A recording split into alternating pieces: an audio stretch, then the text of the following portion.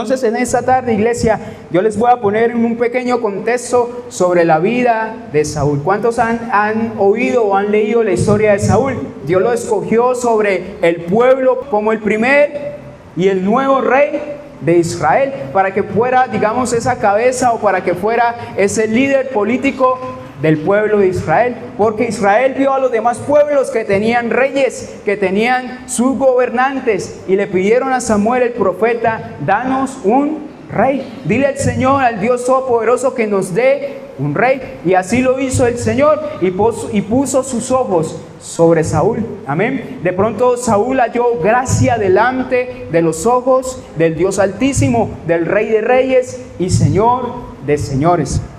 En el versículo 6 dice: entonces el Espíritu de Jehová vendrá sobre ti con poder, y profetizarás con ellos, y serás mudado en otro hombre. Se dice la palabra del Señor: Saúl, tú serás transformado.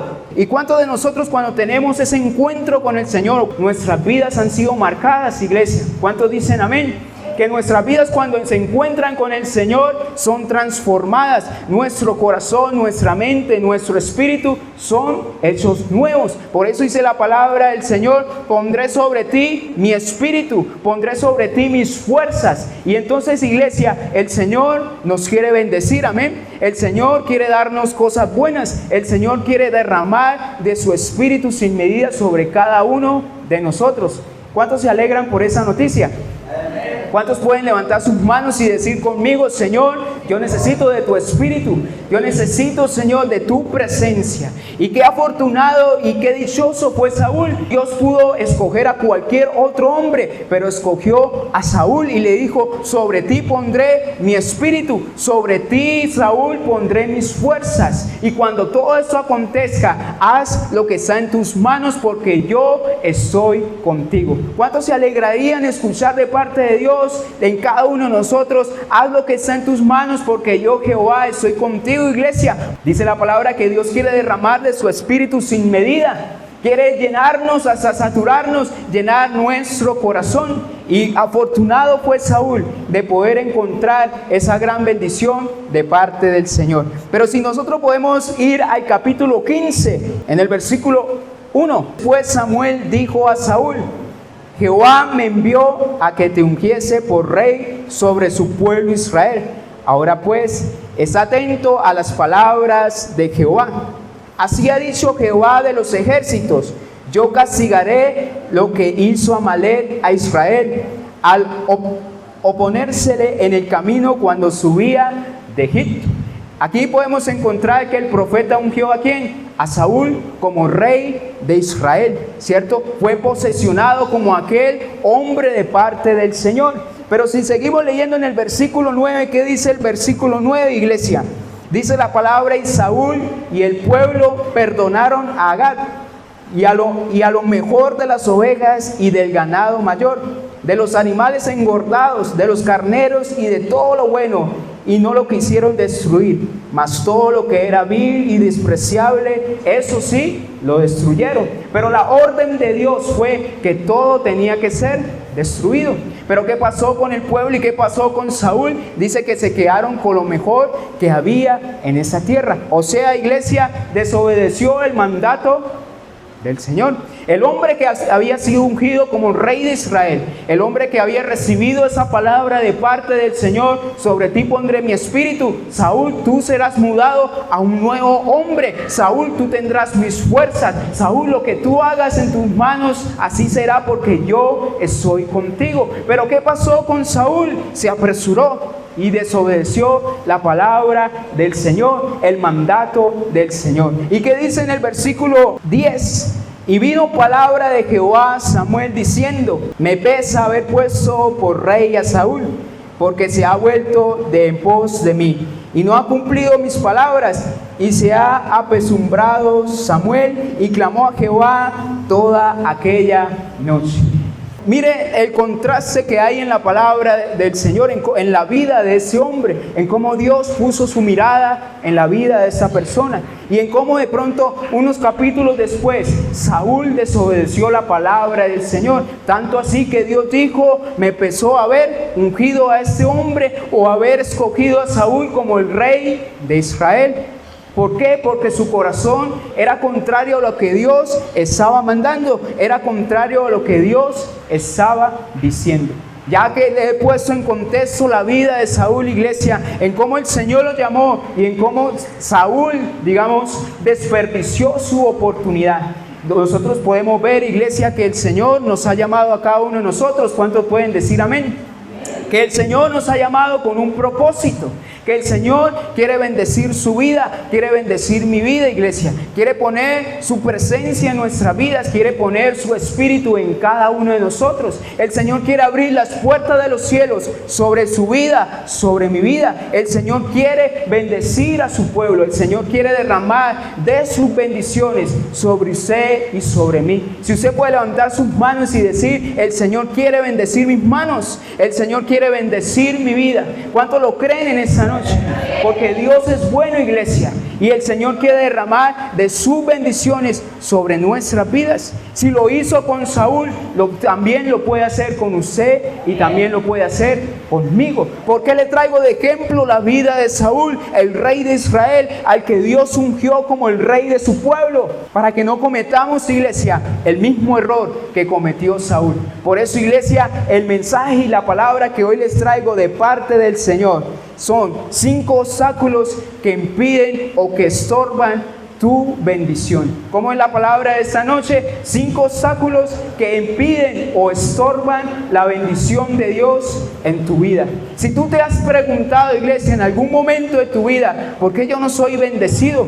O tú te sientes que no eres bendecido, o tú te sientes que Dios no está obrando en su vida, o usted siente que el Señor no lo está haciendo en su vida, o usted siente que no está avanzando en los caminos del Señor, pues de pronto alguno de estos obstáculos o todos están en tu vida. Por eso, iglesia, le pongo el contexto de la vida de Saúl. No cometamos el error que cometió ese hombre de desobedecer la palabra del Señor. Por eso, iglesia, el primer obstáculo que nosotros tenemos que eliminar en nuestras vidas y que está estorbando a que la bendición de Dios llegue a mi vida o se manifieste en mi vida es, diga conmigo, la desobediencia. Diga conmigo fuerte: la desobediencia. Ese es el primer obstáculo, iglesia, que impide que la bendición del Señor se manifieste o llegue a mi vida. Si leemos en el versículo 9, nosotros nos podemos dar en cuenta en ese capítulo 15 que Saúl desobedeció la palabra del Señor. ¿Y qué trae la desobediencia a nuestras vidas? La desobediencia me cierra las puertas que Dios tiene para mi vida. La desobediencia me aleja de aquellas bendiciones que Dios tiene para mi vida. Muchos de nosotros aquí sabemos qué hacer, ya Dios nos ha dicho qué hacer, pero estamos desobedeciendo, iglesia, y eso nos aleja del propósito de Dios para nuestras vidas. Eso nos aleja de la tierra prometida. Eso cierra las puertas para mi vida, la cierra en la vida espiritual, en la vida familiar, en todas las áreas de nuestra vida. Por eso, iglesia, lo primero que tienes que hacer es eliminar la desobediencia de tu corazón. ¿Qué hace la desobediencia en nuestras vidas? Nos aparta de la presencia del Señor. Un claro ejemplo de cuando la desobediencia me aparta de la presencia del Señor es con Adán y Eva. Dios le dio un mandato, Dios le dio un mandamiento y le dice: pueden comer de cualquier árbol menos de ese que yo les muestro. Eso les cerró las puertas, los alejó de la presencia del Señor. Tanto así que cuando Dios quiso hablar con ellos, se escondieron. Ya no había esa misma confianza que había al principio. Tanto así que les cerró las puertas del jardín del Edén y fueron expulsados de ese lugar. Y, iglesia, la desobediencia cierra las puertas en nuestras vidas. La desobediencia nos aparta de la presencia de Dios. También la desobediencia, iglesia, quita la gracia de Dios en nuestras vidas. ¿Cuántos quieren la gracia del Señor en sus vidas?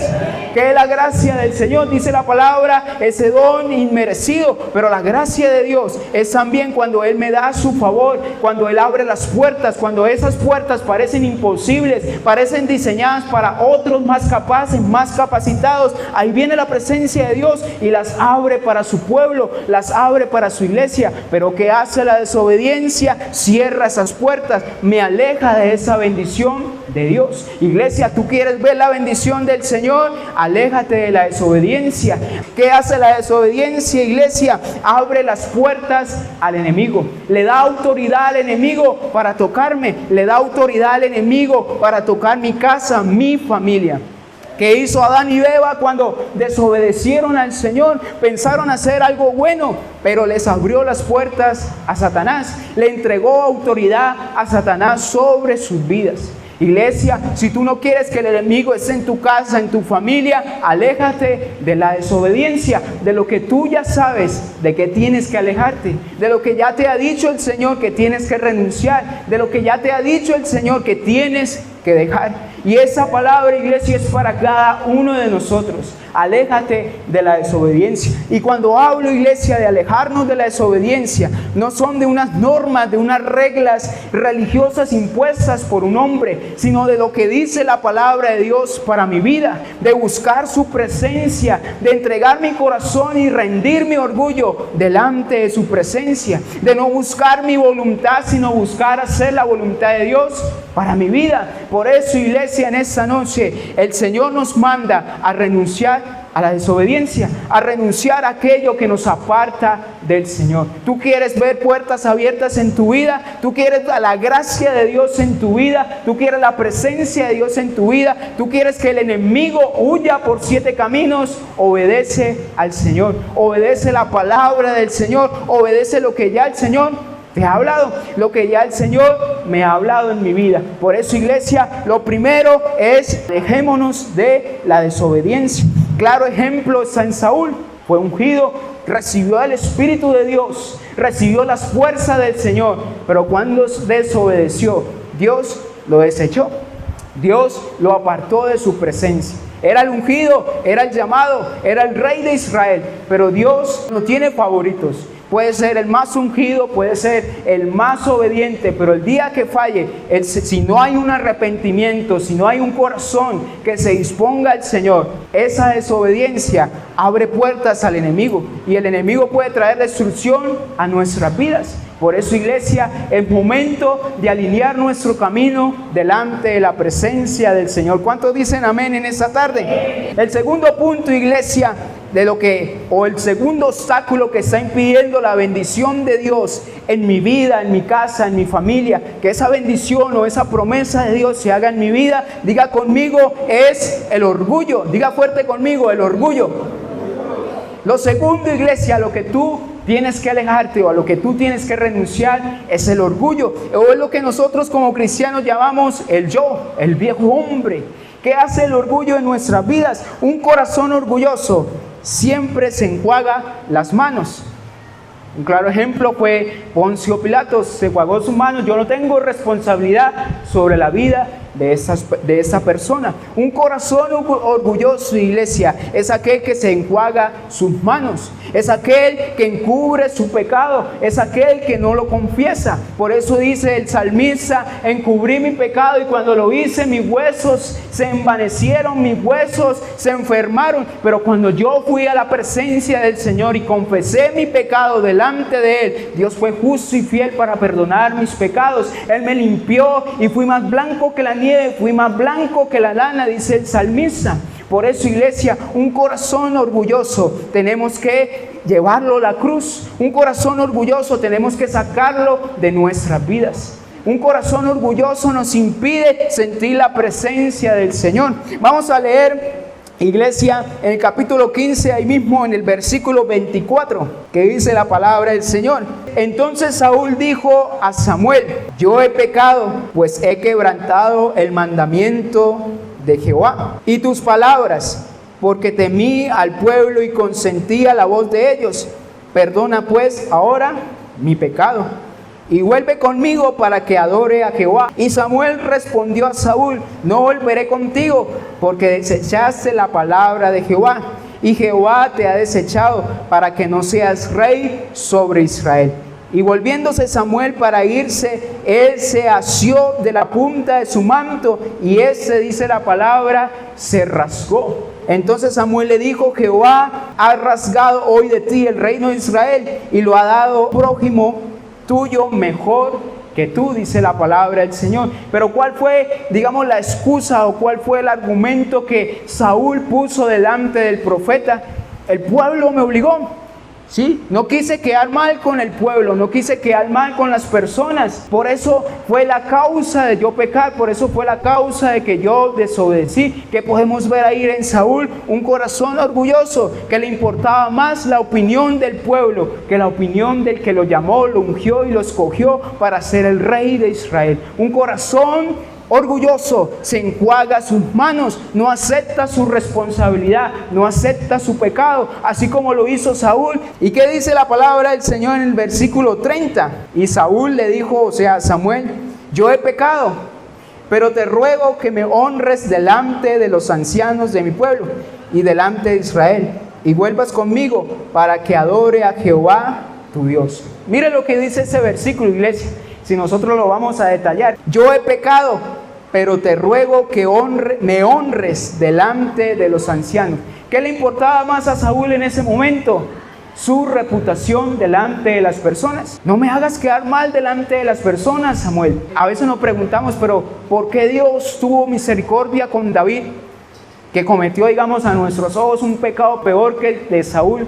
¿Y por qué no lo hizo con Saúl? ¿Por qué no tuvo misericordia del pobre de Saúl? Pero si nosotros vemos el contraste de las dos historias, cuando el profeta fue a hablarle a David, dice que David, cuando al principio no quiso aceptar su pecado, y cuando le da, digamos, esa parábola sobre el hombre que le roba la pequeña oveja que tenía, o la única oveja que tenía el otro, él dice la muerte. Pero cuando ya el profeta le dice a David: ese hombre eres tú, ¿qué dice la palabra? Dice que David se postró, David se humilló delante de la presencia del Señor y dice: sí, Señor, yo he pecado contra ti. Cosa diferente a lo que hizo Saúl. Saúl solamente le importaba la reputación que él tenía. ¡Ay, no, Samuel, yo soy el rey de Israel! Yo soy el ungido del Señor. ¿Cómo me vas a hacer sentir mal y hacer quedar mal delante de los ancianos de Israel? Pero si seguimos leyendo el versículo de la palabra, dice: para que vuelvas conmigo, para que adore a Jehová. Pero ¿qué dice? Tú, Dios, le dice a Samuel.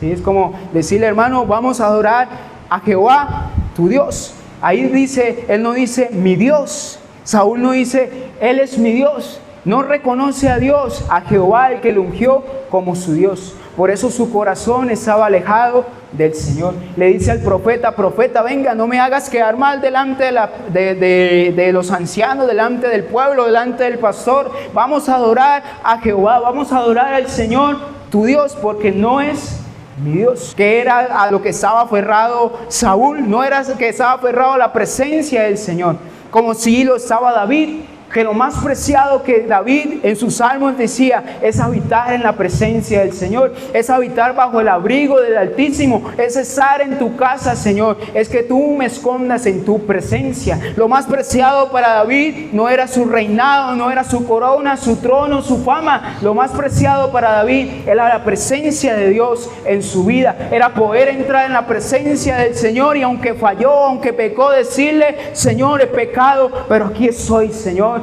Señor, fallado delante de tu presencia, pero aquí estoy delante de ti, Señor. Porque el que restaura, iglesia, el que da una nueva oportunidad, el que levanta, el que sana, solo lo encontramos en el Señor. No lo encontramos en nuestra reputación delante de la gente. Y Saúl estaba preocupado por su reputación. No reconocía a Dios como su Dios, como aquel que lo llevó a ser rey de Israel. De pronto, aquí pensando, Saúl pensaba que era por su fuerza, por su esfuerzo, por su sabiduría, y por eso yo me he ganado ese lugar. Y de pronto en su corazón Saúl pensaba eso, y de pronto: ay, Dios me va a pasar por encima de eso que yo hice. Pero si Dios lo fuera dejado en el reinado, si Dios lo fuera dejado en el trono, fuera hecho desastres. porque su corazón no amaba la presencia del Señor. Y esa era la diferencia con David, esa era la diferencia con el corazón y la mentalidad de David. Por eso, iglesia, un corazón orgulloso siempre se enjuaga sus manos. Un orgulloso no reconoce su falta, sino que le echa la culpa a los demás. Un orgulloso, iglesia, se victimiza y prioriza su imagen delante de las personas. A veces nosotros decimos, no, yo no soy orgulloso, pero hay síntomas que nos están diciendo que sí somos orgullosos. Si tú no reconoces tus errores, sino que te victimizas y le echas la culpa a todo el mundo, tú eres un orgulloso. Yo soy un orgulloso. Un corazón humilde es aquel que reconoce su responsabilidad. Un corazón humilde es aquel que dice, sí, yo fallé, sí, yo pequé, pero hoy me acerco a la presencia del Señor. Un corazón orgulloso, iglesia, es aquel que cuestiona y no reconoce. Pero Señor, ¿tú por qué me vas a hacer eso? Pero es que, Señor, tú no has visto lo que yo he hecho contigo o para ti, Señor. Es que tú, Señor, no lo haces en mi vida. No has visto lo que me esfuerzo. No has visto el esfuerzo que yo hago, que no son como los demás, sino que yo me esfuerzo más que los demás. ¿Por qué no lo haces en mi vida? Déjame decirte que si tú y yo decimos eso, tenemos un corazón orgulloso delante de la presencia del Señor. Pero si hay un corazón humilde, le decimos y nuestro pensamiento cambia y le decimos al Señor, lo que he hecho, Señor, lo he hecho para ti, Señor. Que mi recompensa, Señor, no viene de la gente. Mi recompensa, amado Señor, viene de ti, amado. Que si tú me usas, Señor, es para bendición de tu iglesia. Que si tú, Señor, me bendices, es para bendecir a otros. Pero un corazón orgulloso busca lo suyo. Y a veces venimos a la iglesia a buscar lo nuestro, a estar en una carrera, a ver quién es el más bendecido, a estar corriendo detrás de la bendición, cuando es la bendición la que nos debe seguir a nosotros. Por eso, iglesia, un corazón orgulloso es aquel que cuestiona y no reconoce su error. Un orgulloso no busca el perdón, sino busca los beneficios. Busca quedarse con los beneficios. No busca reconocer su error, sino no perder los beneficios que ya tiene. Saúl no le importaba si Dios lo perdonaba o no. A Saúl le importaba era no perder su reputación delante del pueblo, no perder su corona, no perder su trono. Pero ¿de qué le servía eso si Dios lo dejaba? ¿De qué le servía eso si la presencia del Señor no estaba con Saúl? ¿De qué nos sirve, iglesia, alcanzar todo lo que queremos alcanzar algún día? Cumplir todos nuestros sueños si al final del camino Dios no va a estar con nosotros. Si todo eso nos va a alejar de la presencia del Señor, si todo eso nos va a endurecer y nos va a alejar de buscar y de amar la presencia del Señor. La historia comenzó bonita y hermosa. Oh, Saúl fue ungido, pero mire cómo terminó Saúl, por tener un corazón orgulloso. Iglesia, en esta tarde el Señor nos llama a renunciar al orgullo, a reconocer nuestros errores, a reconocer nuestras faltas, nuestros pecados delante de Él, a no echarle la culpa a los demás, a no encerrarnos en nuestro mundo. Yo soy la víctima, los demás son los que me hacen daño, los demás son los culpables, pero yo estoy bien. Esos son síntomas de un corazón orgulloso. Por mucho, iglesia, que usted ore, por mucho que usted ayune, si usted tiene esa actitud, usted tiene un corazón, o yo tengo un corazón orgulloso. Por eso el primer paso, iglesia, es reconocer que hemos fallado delante de la presencia del Señor. Si tú vienes a una iglesia o una congregación, vas a cualquier iglesia y te crees mejor que esa congregación, crees que no eres digno de estar ahí, sino en una mejor congregación, déjame decirte, tu corazón está lleno de orgullo. Si tú vas a un culto y no alabas el nombre del Señor, no exaltas el nombre del Señor porque no está el ambiente, porque es que no tocan mis emociones, porque es que no, el ambiente como que no fluye, no sé. Déjame decirte, iglesia, que tú tienes un corazón orgulloso.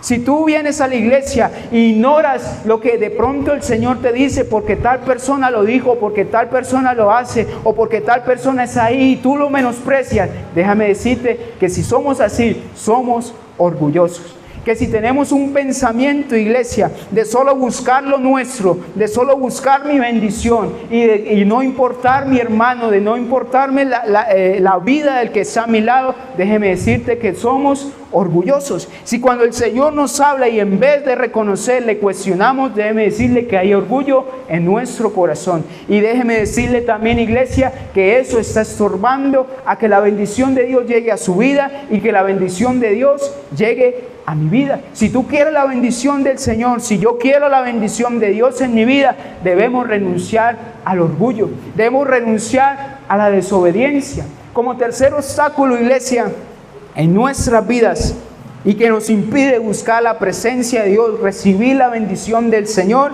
es una pequeña palabra pero que puede hacer mucho daño en nuestras vidas, y es la duda, es la incredulidad, es ser incrédulos delante del Señor. ¿Qué trae la duda a nuestras vidas? ¿Qué trae la duda a nuestro corazón, a nuestro pensamiento? La duda trae frustración, trae pensamientos de derrota. ¿Qué es la frustración? Yo no soy capaz, yo no puedo, yo ya soy viejo o yo soy muy joven, ¿sí? Ya el Señor me olvidó, ya el Señor no lo hace en mí, el Señor lo está haciendo en otros, pero no lo está haciendo en mi corazón. ¿Y qué está pasando, iglesia? Tu corazón, mi corazón se está endureciendo. Si tú ya no crees en la palabra del Señor, si tú ya no crees en las promesas del Señor para tu vida, si tú ya no crees en lo que la palabra de Dios te ha prometido, déjame decirte que hay duda en tu corazón, y eso es un obstáculo para que la bendición de Dios llegue a tu vida. ¿Qué trae la duda a nuestras vidas? Trae pesimismo, y ese pensamiento o esa palabra, yo no puedo. Cuando el Señor dice, haz lo que está en tus manos porque yo estoy contigo. Pero la duda es un estorbo en nuestras vidas, iglesia. Yo no puedo, esto va a salir mal, Dios no está conmigo, Dios no escucha mi oración, Dios no escucha mi clamor. Mire dónde estoy, siempre estoy en lo mismo. Eso, déjeme decirle, iglesia, que está dañando tu vida, está apartando tu corazón de la presencia de Dios. La duda también trae cuestionamiento, y trae una pequeña palabra que molestó y dañó mucho al pueblo de Israel, que es la queja. Diga conmigo, yo debo dejar la queja. Dios no quiere escuchar nuestra queja, iglesia.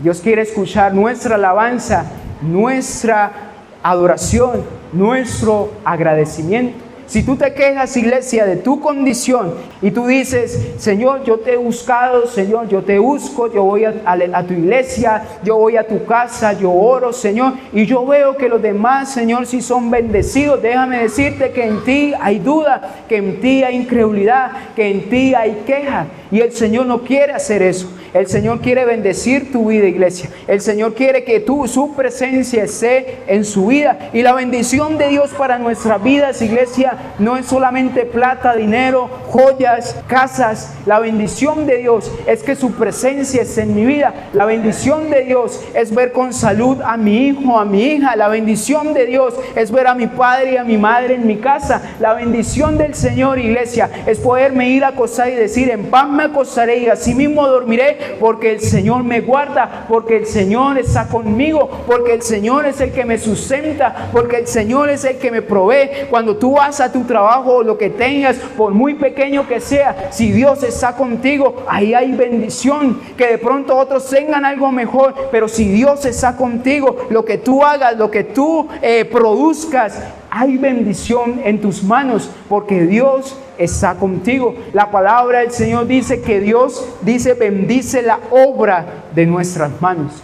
Pero ¿qué hacemos nosotros, iglesia? Nos comparamos. Ese tiene más, ese no hace tanto como yo hago, y sí tiene más. Pero Dios dice que pongamos nuestra mirada en el Señor, porque la bendición, iglesia, tu bendición, mi bendición, vienen del cielo, vienen del Padre Celestial. Hay muchas personas, iglesia, que sí han sido bendecidas, han logrado su dinero, sus cosas, y no han buscado de la presencia del Señor por su mentalidad, no sé, o por su destreza. Pero déjame decirte, iglesia, que la bendición de Dios es la que enriquece y no añade tristeza con ello. Hay muchos que tienen dinero, iglesia, pero no pueden dormir. Hay muchos que tienen mucha fama, pero quieren dejar esa fama porque están aburridos de ese lugar. Pero la presencia de Dios es la que trae bendición a mi vida, iglesia. La duda, iglesia, trae ansiedad a mi corazón. ¿Qué pasa con la ansiedad? Vivo afanado en todo momento, no disfruto el momento, no vivo el momento, sino vivo pensando en el mañana. No he logrado eso, ya me estoy poniendo viejo, no he logrado ese objetivo, no he logrado esa meta, mire eso, mire aquello, y vivimos pensando en el futuro y desperdiciamos lo que estamos viviendo hoy. Desperdiciamos nuestra familia, nuestros hijos que están de pronto creciendo por estar pensando en lo que no tenemos, por estar pensando en lo que no hemos logrado. Pero Dios dice que pongamos nuestra confianza en el Señor. Por eso la duda, iglesia, trae desesperanza y nos lleva solo a vivir por vivir. A vivir una vida sin propósito, a venir a la iglesia solo por venir, solo a sentarme y cumplir hoy con el culto de hoy. Pero no hay un cambio, no hay una transformación en nuestras vidas. Solamente vengo todos los cultos y no está mal venir todos los cultos, pero si hay dudas, si hay desesperanza, el Señor no puede obrar en mi vida, iglesia. Tú puedes estar en la casa del Señor, pero si tú no dispones su corazón, si no hay fe en tu corazón, por eso dice la palabra del Señor, el que se acerca a Dios, crea que le hay. Para el que cree todo le es posible. La duda, iglesia, trae a nuestra vida temores, trae inseguridades. ¿Será que sí? ¿Será que no? ¿Será que lo hago? ¿Será que Dios está conmigo? Como que Dios no va. No, pero ¿qué tal que no? ¿Qué tal que sí? Y hoy vemos a un mundo lleno de temores, corriendo de un lado para otro. Ya en mi país no hay nada, vámonos para otro, vámonos para otro, vámonos para otro. Pero nuestra bendición está en la voluntad del Señor para nuestras vidas, iglesia. La duda, dice, trae a nuestro corazón o a nuestras vidas el estar vagando en nuestro corazón. ¿Qué le pasaba a Israel? Dice que vagaban en sus caminos, vagaban en su corazón, pero no querían seguir el camino que Dios les estaba mostrando. Por eso, iglesia, nuestra bendición está en el camino que Dios nos muestra, en el camino que Dios quiere para nuestras vidas. Iglesia, usted y yo necesitamos renunciar a la duda. Por eso levante sus manos en esta noche y dígale: Señor, yo renuncio a toda duda, Señor. Yo renuncio a toda incredulidad. Yo renuncio a la queja, Señor. Pon fe en mi corazón. Pon fe en mi vida, Señor. El número 4, iglesia, que nos estorba y nos impide buscar la presencia de Dios o recibir la bendición del Señor, es el odio, el rencor o el resentimiento. Esas cargas que hay en nuestro corazón, en nuestra mente, no nos dejan recibir la bendición de Dios, no nos dejan avanzar, no nos dejan ir o llegar a la meta que el Señor quiere para nuestras vidas. El odio trae esa falta de perdón, iglesia, trae dureza a nuestro corazón. A veces nosotros creemos que perdonar es de débiles, que perdonar, ¿yo cómo voy a perder? A veces nosotros pensamos que perdonar es perder, pero perdonar es soltar, es ser libre. Por eso cuando el Señor nos perdona, dice que nosotros somos libres del pecado. Pero cuando nosotros perdonamos, somos libres nosotros y son libres, y es libre esa persona a la cual nosotros tenemos atadas. Por eso, iglesia, el Señor quiere que nosotros perdonemos. No sé a quién tengamos que perdonar en esta noche, sea papá, sea mamá, sea al amigo, al vecino, al tío, a la tía, al primo, al hermano, a la hermana. Pero Dios quiere que tú y yo perdonemos. Que en nuestro corazón, iglesia, haya misericordia, así como hay misericordia en el Señor. Nosotros, iglesia, no merecemos el perdón de Dios. Por muy bonitos y por muy buenos que seamos, no lo merecemos. Pero gracias a Cristo Jesús, que llevó mis pecados, que llevó mis iniquidades, mis maldiciones, yo puedo decir que merezco el perdón del Señor gracias a Cristo Jesús. Y que nos pide el Señor que soltemos el odio, iglesia, que soltemos el resentimiento. Por eso también, iglesia, tenemos que soltar esa esperanza de una mala venganza. ¿Qué significa eso? Una esperanza de una mala venganza. Yo tengo la esperanza que aquel que me hizo mal, ojalá Dios le pague con la misma moneda, ojalá le vaya mal. Y vivimos en esa esperanza y nos olvidamos de avanzar en los caminos del Señor. Pero cuando yo perdono, yo soy libre de eso. Yo soy libre de ese pensamiento. El odio, el rencor, el resentimiento, iglesia, trae amargura en nuestro corazón. y nosotros no nos damos de cuenta que nuestro corazón está amargado. Si usted y yo, iglesia, somos personas que no se nos puede decir nada, digamos, nos hablan, nos dicen y nos irritamos de una vez, déjeme decirle, iglesia, que hay amargura en nuestro corazón. Si nos enojamos por cualquier cosa, si nos airamos por cualquier cosa, si nos dicen o nos pasa algo, de una vez comenzamos a airarnos, a violentarnos. Déjeme decirte que hay amargura en nuestro corazón. Y sabe, iglesia, eso me lo mostró a mí el Señor en mi vida, en mi propia vida, porque yo me estaba volviendo amargado, hasta que un día le dije, Señor, yo no quiero más eso en mi vida, Padre. Cuando, digamos, el odio, el rencor está en mi vida, iglesia, no solamente me lastima a mí, sino lastimo a otros. ¿Y sabe a quiénes lastimo más? A los que más amo, a los que más me aman, a los que están a mí alrededor. Y eso, iglesia, son como espinas y la gente no se acerca a mí porque hay espinas y entonces yo los puyo con mi amargura, con mi odio, con mi rencor. Pero iglesia, el Señor nos quiere hacer libres de ese rencor, porque el rencor estorba nuestras vidas. El rencor estorba nuestra relación con Dios. El rencor estorba que la bendición llegue a nuestras vidas.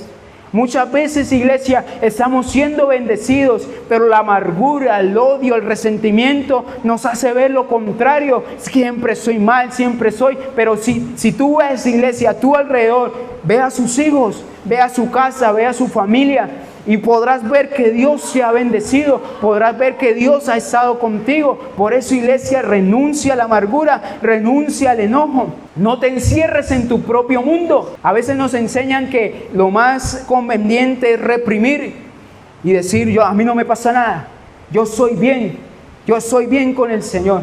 Pero hay cosas que están ahí, y hasta que tú no te dediques a soltar eso, a hablarlo, a decirlo, y si te lo digo hoy, te lo digo con toda confianza y con toda autoridad, porque yo viví eso y un día le dije, Señor, ya no quiero más eso en mi vida, ya no quiero más eso en mi corazón, yo quiero ser libre, quiero, Señor, vivir esa libertad que tú tienes para mi vida.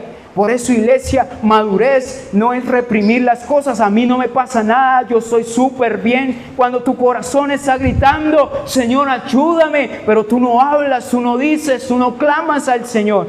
Por eso, iglesia, el Señor nos quiere hacer libres del rencor, del resentimiento. El Señor nos quiere llevar aún más allá de lo que nosotros pensamos. Por eso, iglesia, tú tienes que renunciar a esos estorbos para tu vida, para mi vida. Y por último, iglesia, el último estorbo que está impidiendo que la bendición de Dios llegue a mi vida es hacerlo en mis propias fuerzas. Es así el punto, hacerlo en mis propias fuerzas. ¿Qué significa, iglesia? Saúl quería gobernar a Israel en sus propias fuerzas, en su parecer, en lo que él creía que era lo bueno y lo correcto para Israel, pero ignoraba la palabra del Señor, ignoraba lo que Dios quería para su pueblo, porque el dueño de Israel no era Saúl, no era Samuel, era el Dios Jehová de los ejércitos.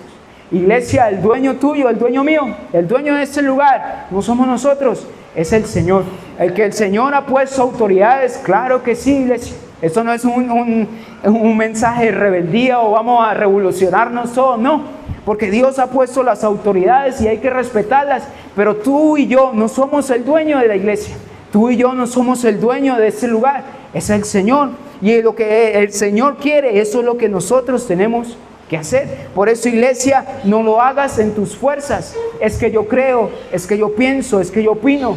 Sino busca la voluntad de Dios para tu vida, busca la voluntad de Dios para tu familia, para tu casa. Cuando lo hacemos en nuestras propias fuerzas, iglesia, nosotros estamos luchando por todo. Ese habló mal de mí, entonces yo le voy a responder, yo tengo que ganar la discusión, yo tengo que ganar esa pelea, yo tengo que hacerlo, y tú te estás desgastando en una pelea que no es suya.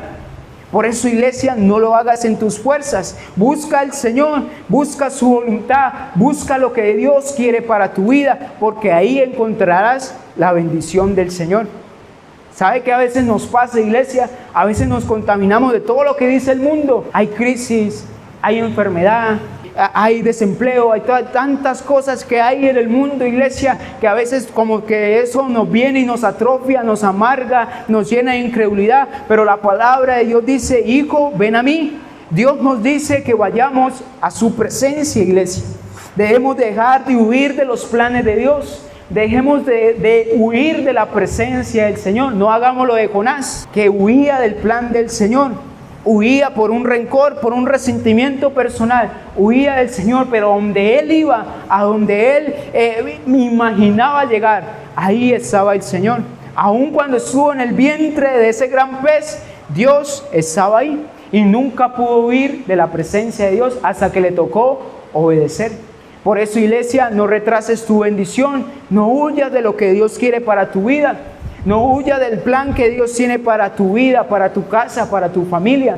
No siga la corriente de ese mundo, la corriente que dice ese sistema: produzca, afánese. Sí, hay que trabajar, sí, hay que producir, pero todo en las manos del Señor, no en tus fuerzas. No le dediques más tiempo a un trabajo y descuides tu familia, tu casa, tu hogar. Lo más importante, iglesia, no es lograr las cosas materiales. Eso es bueno, es bonito, y ojalá, iglesia, todos y cada uno de ustedes, incluyéndome a mí, seamos bendecidos, iglesia, y no lleguemos a pie, no lleguemos solamente en una moto, sino lleguemos en un carro, lleguemos no sé qué, en lo que usted quiera para su vida, y usted quiera su casa, todo en el nombre del Señor, así sea, iglesia. Pero lo más importante es que en esa casa nueva, en ese carro nuevo, donde esté, donde vaya usted, esté el Señor contigo, esté el Señor conmigo, iglesia. Que cuando nos digan: uy, usted cómo ha sido bendecido, tú puedas decir: no ha sido mis fuerzas, ha sido la bendición del Señor, ha sido la gracia del Señor, ha sido su fuerza en mí. Que cuando he querido renunciar, Él me ha alentado, me ha fortalecido, me ha sanado. Que cuando he intentado huir de su presencia,